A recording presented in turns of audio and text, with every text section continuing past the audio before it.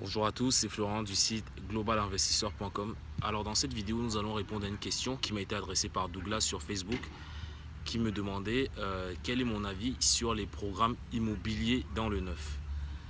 Alors pour avoir moi-même investi dans ce type de programme en 2015, donc ça fait 2 ans aujourd'hui, j'ai pu prendre un peu de recul avec le temps et voir quels sont les principaux avantages et les principaux inconvénients que nous allons traiter dans cette vidéo.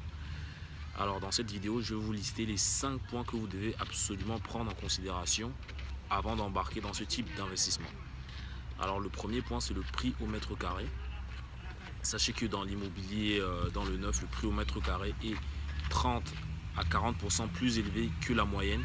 C'est-à-dire que si vous êtes dans une ville comme Nîmes, Montpellier, enfin une ville en province par exemple, où le prix au mètre carré est relativement bas comparé à Paris, si par exemple vous êtes à 3 000 euros du mètre carré, sachez que pour un programme neuf, vous serez entre 4 000 et 4 500 euros environ du mètre carré. Donc le deuxième point que je voulais traiter avec vous également, c'est le prix la négociation en fait du prix d'achat. Donc sachez que dans les programmes immobiliers dans le neuf, il est très difficile de négocier le prix parce que la plupart du temps les promoteurs, voilà, ils ont leur chiffre d'affaires à atteindre par rapport à un programme immobilier, donc ils ne sont pas très flexibles à la négociation, surtout quand vous arrivez en cours ou en début de programme en fait.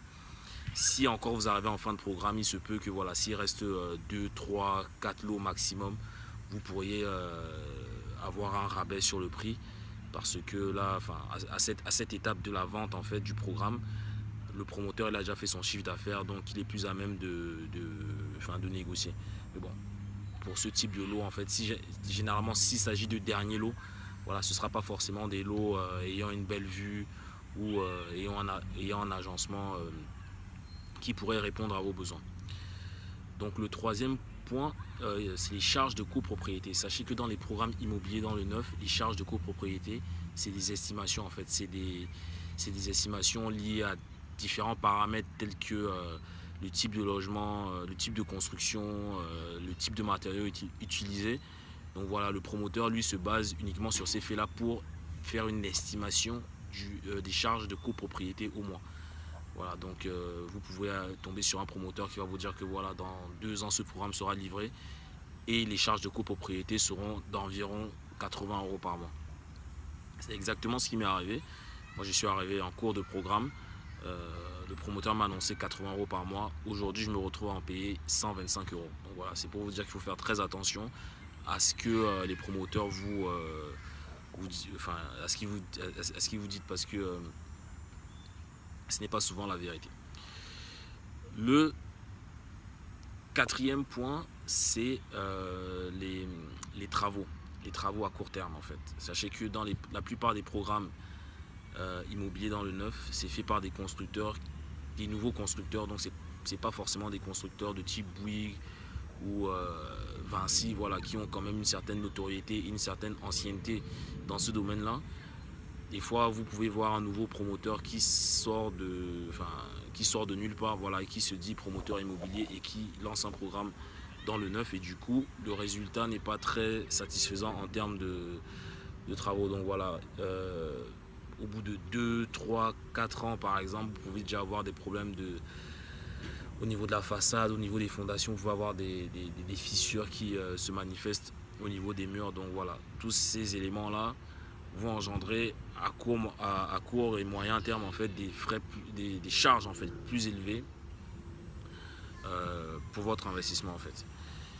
Le dernier point que je voulais traiter avec vous, il s'agit de la fiscalité. Sachez que dans les programmes immobiliers dans le neuf, la fiscalité n'est pas très avantageuse.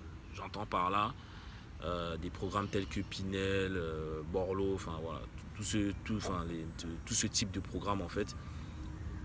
Pour moi, c'est pas très avantageux en termes de fiscalité parce que déjà, ça ne s'adresse pas à tout type d'investisseur. Par exemple, moi qui suis aujourd'hui au Canada, par exemple, si je dis que je veux faire du Pinel, je ne vois pas en quoi ça m'avantagerait en termes d'impôts vu que je ne paie plus d'impôts en France. Et deuxième point par rapport à cela, c'est que voilà, tous les mois, vous avez un cash flow négatif à peu près de 200 à 250 euros. Donc voilà, je pense qu'en termes d'investissement, ce n'est pas le but pour tout le monde en fait de sortir tous les mois 200 à 250 euros de sa poche. Surtout qu'au bout de quelques années, 10-20 ans, ça représente un montant assez conséquent. Donc voilà, c'était tout pour cette vidéo. Je vous remercie beaucoup de m'avoir écouté. Si ce n'est pas fait, je vous invite à vous inscrire dans ma newsletter et je vous enverrai gratuitement mon e-book qui s'appelle les 5 conseils pour démarrer en immobilier. Je vous invite également à liker cette vidéo et à la partager à qui vous voulez, voilà, à toutes les personnes autour de vous qui seraient intéressées à l'investissement immobilier. Je vous remercie et vous dis à la prochaine pour une nouvelle vidéo. Ciao.